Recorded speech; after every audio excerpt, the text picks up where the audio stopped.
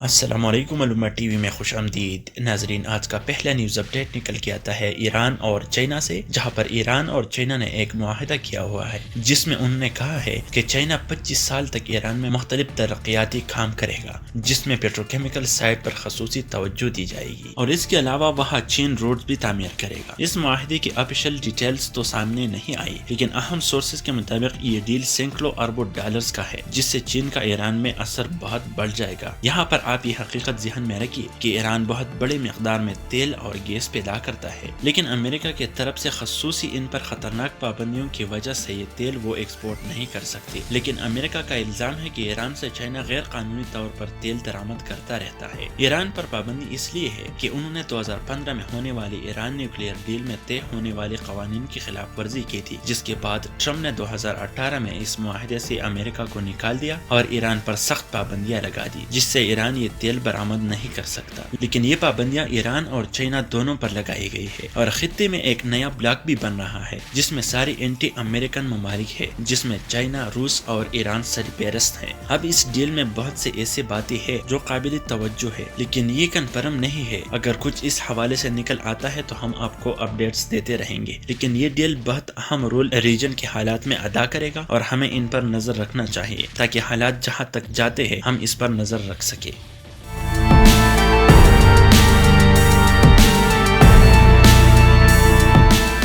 ناظرین، آج کا دوسرا نیوز اپڈیٹ نکل کے آتا ہے امریکہ سے، جہاں پر امریکہ کے ٹاپ عہدیداروں نے کہا ہے کہ اگر امریکہ افغانستان سے نکلی تو افغان حکومت اپنے طیارے بھی اڑا نہ سکیں گے اور طالبان مہینوں میں بڑے بڑے شہروں کو قبضہ کریں گے۔ ناظرین، امریکہ نے ابھی تک یہ فیصلہ نہیں کیا کہ ہمیں نکل جانا چاہیے یا نہیں، کیونکہ امریکہ کے لیے یہ ایک بہت بڑا فیصلہ ہے۔ اگر امریکہ نکلتی ہے تو یہ اس کی شکست تسلیم ہوگی، کیونکہ امریکہ جس مقصد کے لیے آئی تھی وہ امریکہ نے پورا نہیں کیا، اور اگر امریکہ نہیں نکلتی تو طالبان اس بار امریکہ کا وہ حشر کرے گا کہ امریکہ اس کو یاد رکھے گی۔ اس لیے امریکہ یہ فیصلہ لینے میں اتنا ٹائم لگاتی ہے اور انہیں اب یہ سمجھ نہیں آ رہا کہ کیا کرے۔ امریکہ نے طالبان سے نومبر تک افغانستان میں رہنے کی درخواست بھی کی تھی، لیکن طالبان جلدی ان کا انخلا چاہتے ہیں اور جلد سے جلد افغانستان میں امارت اسلامی بحال کرنا چاہتے ہیں، کیونکہ طالبان 20 سال تک اس مقصد کے لیے لڑے ہیں اور وہ اسلام کا نفاذ وہاں چاہتے ہیں، چاہے ان کو 100 سال تک مزید لڑنا کیوں نہ پڑے۔